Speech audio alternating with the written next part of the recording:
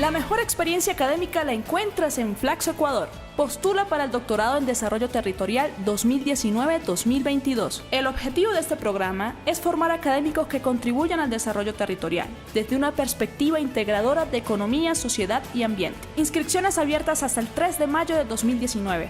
Pregunta por las becas de estipendio, asistencia financiera y crédito educativo. Más información en www.flaxo.edu.es.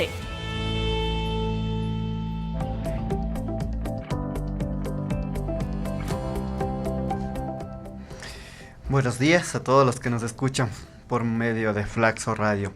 Hoy regresamos con un nuevo programa de Voces Rurales. Hoy vamos a tratar un tema muy importante, el rol de la mujer en el campo rural. Para este día tenemos un invitado muy importante, muy especial. Es maestrante de género y desarrollo. Se trata de Edgar Chimbo, psicólogo desde la provincia del Bolívar. Edgar, bienvenido y gracias por aceptarnos esta invitación. Yupaychani tu que cae Anki Radio Yacunata. Bueno, buenos días con todos y más bien gracias por permitir ser parte de este espacio, de este conversatorio. Shinamikanka shinamitigramunchik kay punllapika kay warmi kunapaq llank'aykuna manta rimanakunqapaq kunanqa mashnalla kay ñukanchik ankuyarikunata napanchik alli punlla nispami mashnalla kay Flaxo Radio uyaqkunata napanchik kunanqa Edgar Chimbo parlanakushun warmikunaka imalayta kallarirka warmikunapaq llank'aykunamantami kunan kay punllapika parlanakushpa katishun. Decía que hoy vamos a hablar sobre el rol de la mujer en el campo rural, cómo es la perspectiva de la mujer en el campo rural. Para antes de iniciar, quisiera dar un poco de reseña, como reseña histórica, como introducción de lo que se trata de la mujer indígena. La mujer en el ámbito rural cumple varios roles de singular importancia, combinándose en la generalidad de los casos de su rol reproductivo con el productivo. De esta manera, la mujer indígena muchas veces pasa a ser madre, pasa a ser esposa, ciudadana y también una profesional. Pero el modelo tradicional de la sociedad ha minimizado estos roles, ¿verdad? Entonces, las mujeres en las áreas rurales forman un grupo heterogéneo basados en muchas diferencias como la étnica, la religión, la clase social, y que especialmente estas colaboran de forma significativa en la conformación de la economía rural de los países desarrollados, y sus actividades principales están basadas en lo que corresponde a la agricultura, la ganadería, el comercio y mucho también en las empresas. Consideran el medio rural como la principal fuente de trabajo que les permite cumplir con sus necesidades básicas. Además, contribuyen al fomento del desarrollo familiar mediante el aprovisionamiento de alimentos, agua, vestido, educación y salud. Luego de esta breve introducción, queremos conversar con nuestro invitado, Edgar. ¿Qué papel tienen las mujeres en el mundo rural y en qué medida viene marcando este rol por la herencia cultural? Bueno, antes que nada creo que no soy el más indicado para hablar sobre las mujeres de los pueblos indígenas. Creo que también tienen sus propias voces, pero bueno, más bien creo yo, espero estar transmitiendo todo el sentir de ellas. En este sentido, pues creo que es importante, quiero partir con un enunciado de Lorena Cavnal, es una feminista comunitaria guatemalteca, en donde hace referencia a los cuerpos indignados, hablando desde las mujeres de los pueblos indígenas. Al hablar de cuerpos indignados, creo que es importante hablar desde su propia cosmogonía, desde la cosmovisión andina, en donde podemos decir, en donde ellos se pueden hablar desde su sentir, ¿sí? En este contexto yo creo que el papel fundamental de la mujer dentro de estos pueblos indígenas tiene varios ejes, ¿sí? Basados obviamente en esto de del paradigma de la cosmovisión andina, pues está lo principal, el medio productivo, me refiero a la agricultura, ¿sí? Entonces ese rol productivo de la mujer dentro de la agricultura es la base fundamental para el sustento de la reproducción social. En este sentido, pues las mujeres han venido luchando por ese despojo territorial que en los últimos tiempos han venido viviendo por sistemas extractivistas, por normativas estatales que no permiten desarrollar adecuadamente su labor diaria, digamos, ¿no? Bueno, ahí también creo que es importante hacer cómo nosotros los hemos catalogado como rol, es decir, cómo tienen que hacer algo ellos. Es como nosotros le encargamos como un deber ser para la funcionalidad del Estado, digamos, o para la funcionalidad de la familia, la funcionalidad de la comunidad. Entonces es como que tenemos esperanza de ellos para que produzca algo, cuando nosotros, o sea, la sociedad, basándonos desde este punto de vista, creo que estamos como heteronormados, ¿no? O sea, la división sexual del trabajo, tomando las categorías del occidentalismo, ¿no? En este sentido, pues para mí sí es bien importante tomar las palabras de Lorena Cavnal en el sentido de que son cuerpos indignados. A pesar de su cosmogonía andina, también surgen desigualdades, subordinación. Entonces, en la comunidad viven todos esos aspectos desigualitarios, en donde la mujer de alguna otra manera viene desarrollando actividades como, digamos, en pro de la emancipación, ¿sí? Entonces, creo yo el rol fundamental está ahí de la mujer, en la relación con la naturaleza, en el sentido de cuidarse de ellas para su sentir ser. Así es, Edgar. Entonces muchas veces la mujer indígena en el campo rural piensa que debe cumplir el rol de productivo. También la mujer indígena, como cualquier otra mujer, también tiene derechos y también tiene beneficios también que el Estado también ecuatoriano en realidad lo otorga. Es muy importante hablar de estos temas del rol de la mujer en el campo, ¿verdad? Entonces, ¿cuál de las principales quejas se expone las mujeres que trabajan? ¿Cuáles serían los principales problemas que han tenido estas mujeres rurales al momento de exponerse a los trabajos así en el medio rural? Bueno, un sinnúmero de problemas, digamos, ¿no? Desigualdades.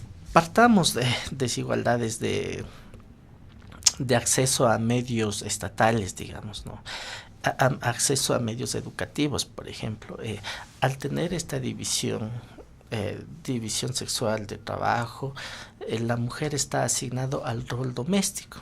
Entonces, al estar asignado a un rol doméstico, no le permite acceder a otro tipo de actividades, o actividades asalariadas, digamos, ¿no? Al no tener esta entrada a una actividad salarial, pues estas dificultades se van como más ahondando a un ámbito doméstico muy específico, el que se queda ahí. Ahora, también se puede dar otro caso en el hecho de que esta actividad, la mujer de alguna otra manera logra generar espacios de emancipación, es decir, logra generar estudios secundarios, terciarios, y logra asumir espacios públicos, digamos, ¿no? O espacios comunitarios o políticos. En ese sentido, la mujer cobra además doble rol, doble función. Porque no es que el hecho de que tenga una actividad salarial deslinda de su actividad doméstica. Entonces genera aún más doble función, digamos, dentro de su actividad cotidiana. Entonces, en ese sentido, pues para la mujer la brecha mismo, o sea, el sistema mismo está como jugado mal, digamos, ¿no? Entonces, en ese sentido, la comunidad, incluso la comunidad mismo, dentro de los pueblos y dentro de las nacionalidades mismo, hay también esta travesía del occidentalismo, en donde el sistema patriarcal es el que dice cómo hay que hacer, qué hay que hacer y qué tienen que hacer las mujeres. Entonces las dificultades, las mujeres partimos de ahí. Entonces, para ir a ámbitos ya de pronto a espacios muy específicos de desigualdad, también podríamos decir, cuando las mujeres indígenas, yo he visto en esta última propaganda electoral, cuando una mujer indígena quiere lograr proponer sus propuestas, entonces ahí viene el racismo, que porque ellas, o sea, haría alusión a un sinnúmero de comentarios que he visto en redes sociales, en donde que porque es indígena no puede de pronto asumir espacios de gobernabilidad. Entonces, el racismo también es un sistema, es una marca o es algo, digamos, en el que no permite a la mujer indígena generar espacios para su emancipación, espacios de lucha, espacios en el que pueda pelear estas desigualdades. Entonces, yo creo que el racismo también se ve oculto, ya no como antes, digamos, como más visual, sino se ve enmarcado en otros medios, en otros sistemas. Así es, Edgar, justamente como acaba de decir, pues en la actualidad el sistema de discriminación ya no es tan visible como antes, pero hoy está maquillado en ciertas formas, ¿no? Entonces, en realidad, el fin de semana tuvimos la oportunidad de hablar con una líder indígena acá en Salcedo. Entonces, esta líder indígena decía que en los años 70, 80, la mujer indígena fue una protagonista de grandes levantamientos indígenas que promovieron en algunas cuestiones como la libertad y la tierra y la participación. Esto fue la lucha de las mujeres indígenas, pero en la actualidad eso se ha logrado, ¿no? Se ha logrado y el logro de alcanzar esta libertad y tierra y participación en la vida política, esta mujer decía: hay grandes problemas. Por ejemplo, le preguntaban, ¿cuál ha sido tu problema principal? A esta mujer le decíamos, el ser indígena. El ser indígena, una mujer indígena que quiera participar en las cuestiones políticas, el primer problema es el ser indígena, porque dice, no, las indígenas al campo, las indígenas acá, y entonces de esta manera la mujer indígena ha permitido ser discriminada y una desigualdad terrible. Entonces de esta manera las mujeres indígenas hoy no sufren esa discriminación directa, pero sí están maquilladas en otras formas.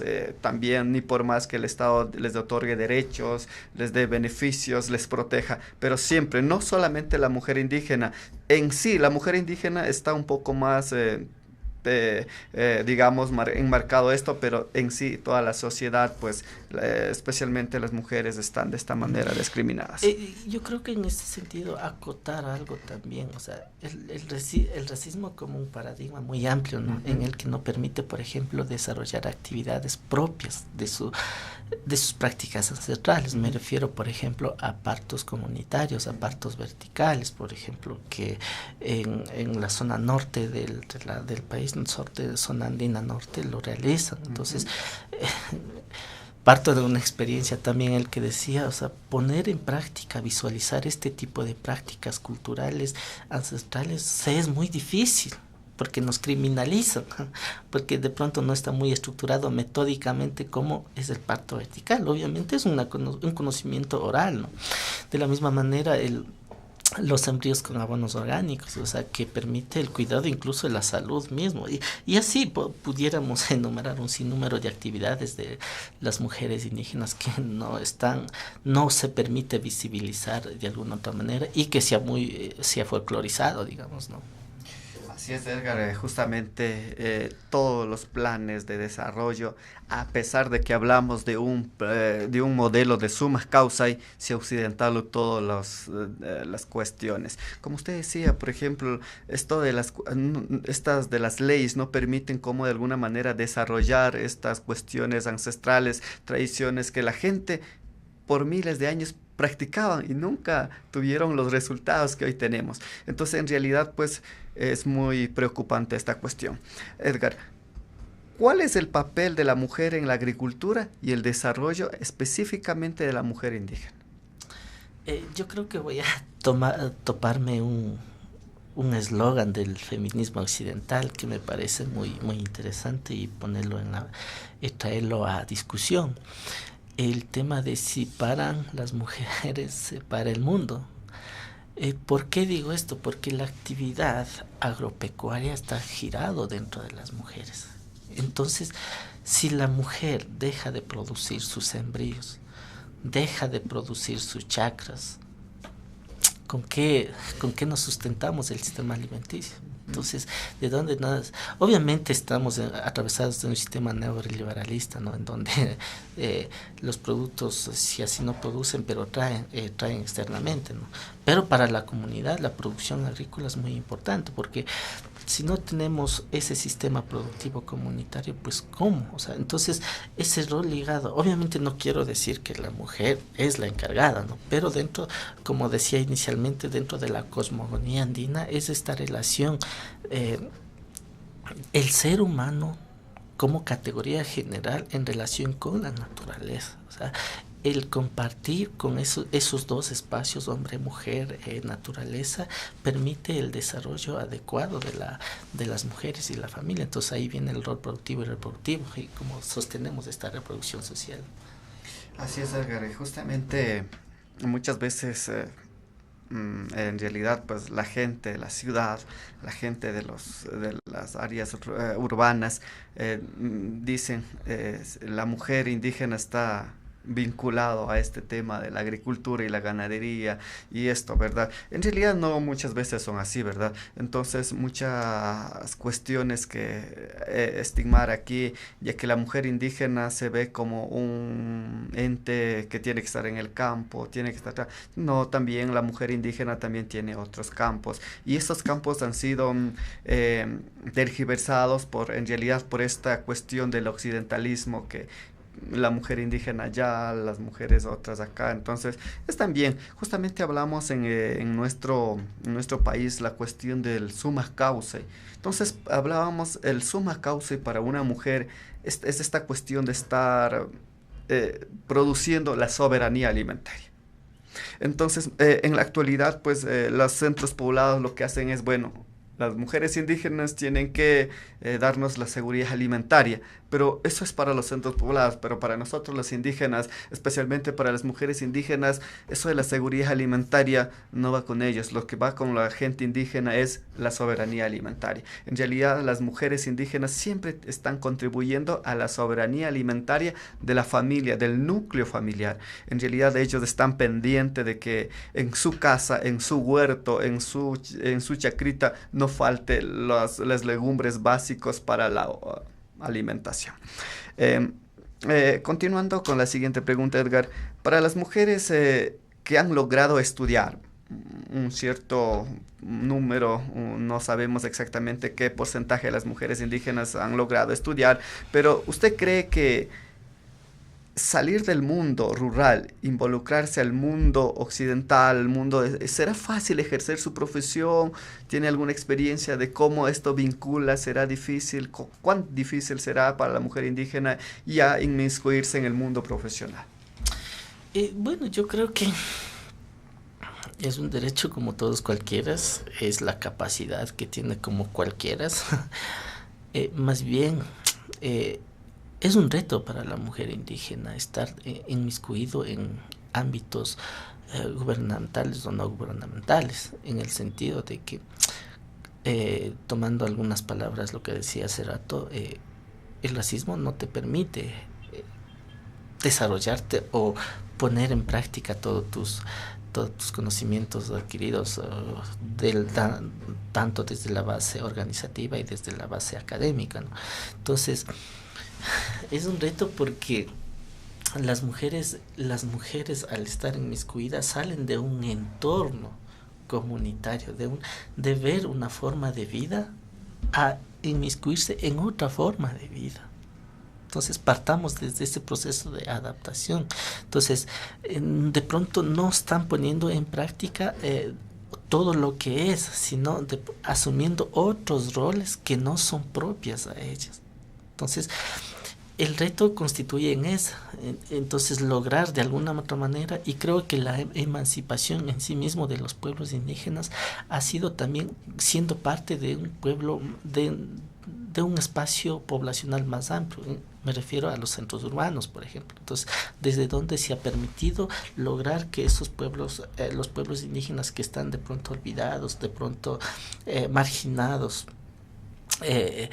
atravesados tantas desigualdades, desde esta mirada poder hacer algo. Entonces, la reciprocidad, y creo que sostengo bastante este tema de la cosmovisión andina, porque de alguna otra manera los pueblos indígenas, la mujer indígena no está pensando solo en ella, está pensando en un bien colectivo, en un bien comunitario. Eso es lo que le diferencia, ¿no? Lo que nos diferencia de otros pueblos, de otras etnias, digamos, ¿no?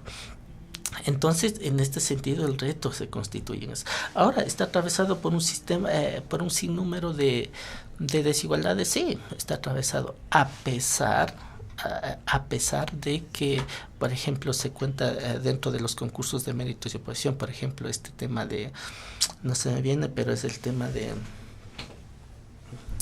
Pero bueno, hay algo más que por ser como grupo vulnerable, no creo que sea grupo vulnerable, más bien grupos olvidados, el que, ¿cómo es esto de...? Bueno, se me fue la palabra, espero que venga. En ese sentido, la mujer indígena, quiero tomar otro tema que es bien importante, este tema de la educación, del acceso a la educación superior como medio de poder profesionalizarse, digamos, adquirir un título académico. Los pueblos indígenas tienen su educación comunitaria, basada en un sistema y en un modelo de educación intercultural. Al ser una evaluación estandarizada por el Estado, no está tomando los mismos conocimientos que los pueblos indígenas o las comunidades están enseñando. Entonces, al meterse en un costal en donde tenga las mismas categorías de evaluación, no va a poder, pues. O sea, ¿cuándo voy a tener esa categoría de cómo me están evaluando? Entonces, incluso es algo que no le permite a la mujer indígena y a los pueblos indígenas a llegar a ser alguien en este anhelado desarrollo que nos han impregnado en cada uno de nosotros, nos han categorizado como subdesarrollados. Entonces el desarrollo consiste en tener un título superior, sin número de cosas. Entonces esas limitaciones que tienen para acceder a espacios superiores. Entonces, obviamente pongo un ejemplo, ¿no? Una institución de centro no va a ser lo mismo que una institución comunitaria o periférica, como nos conocen, ¿no?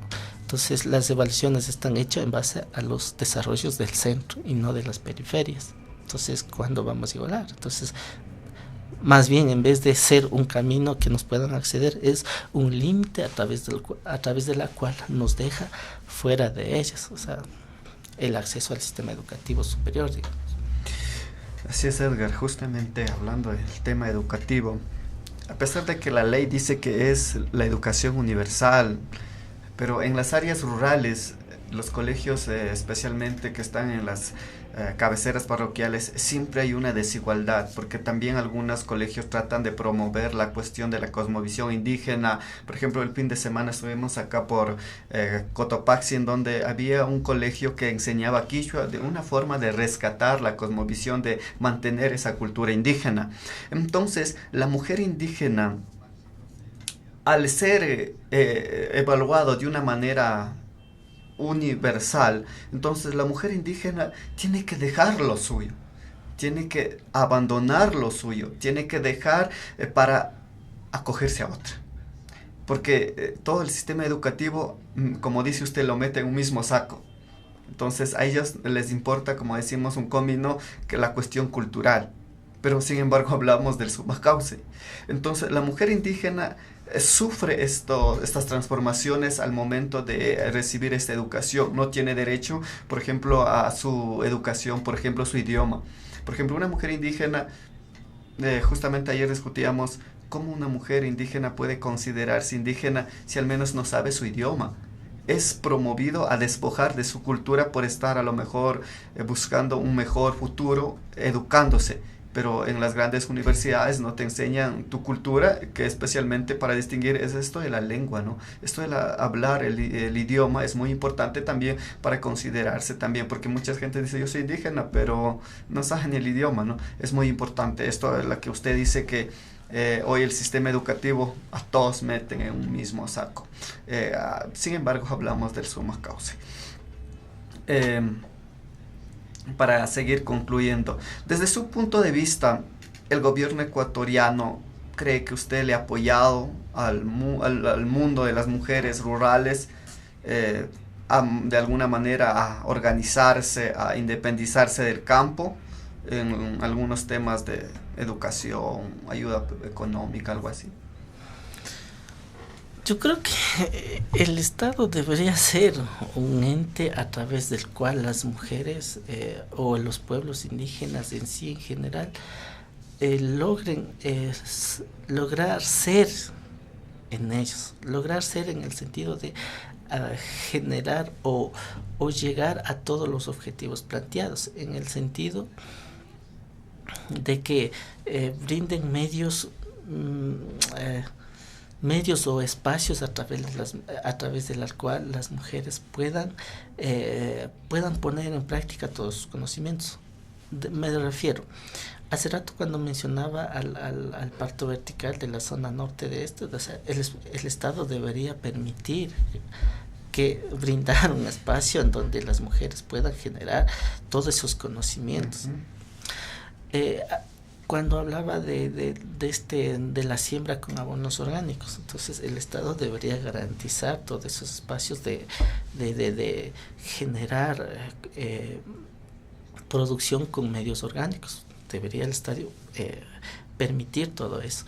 El Estado debería permitir generar espacios culturales no folclorizados, o sea, donde la expresión de la cultura sea no folclorizada en el sentido de le ponemos a la mujer indígena bien vestida, lo que sea, solo cuando son eventos institucionales o conmemorativos o cosas así. Entonces el espacio debería brindar todos esos espacios, obviamente teniendo la plena conciencia de todo lo que significa para cada uno de ellas.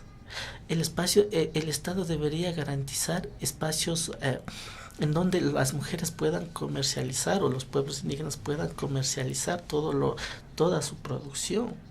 El Estado debería brindar todo ese espacio en donde se genere el trueque, que es muy importante para los pueblos indígenas que venían practicando y se siguen practicando en muchas comunidades. Entonces, debería brindar todos esos espacios, o sea, y estas y así muchas otras más. Entonces, yo creo que el Estado, o sea, retomo las palabras de alguien que decía: el espacio tiene una deuda histórica con los pueblos indígenas, con las mujeres indígenas. Así es, Edgar, justamente estamos hablando de un tema muy importante como es el rol de la mujer en las áreas rurales.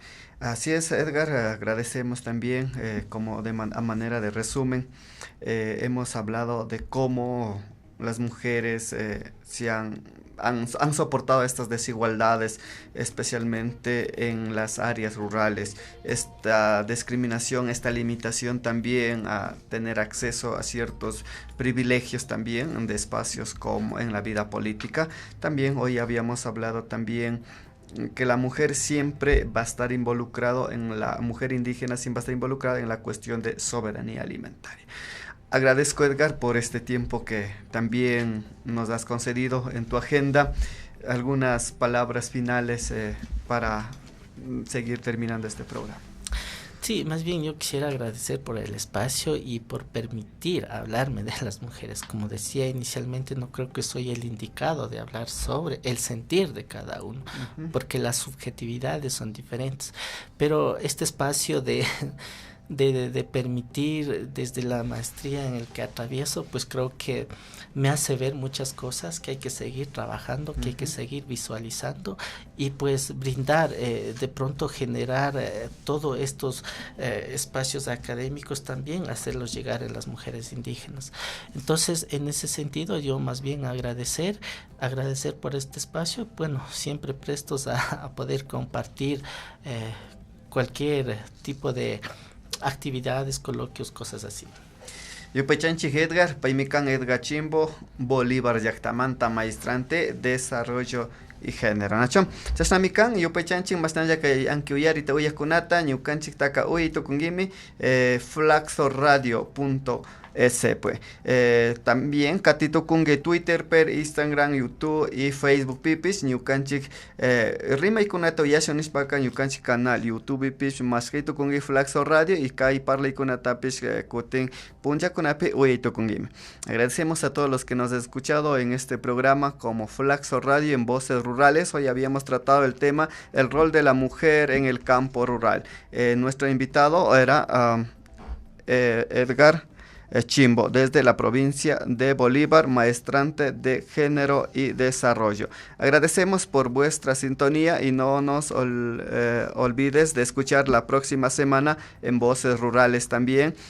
Todos los fines de semana también tenemos a Uyu Causay con la conducción de Luis Rimache. Yupechanchik Shukti Punjacamache.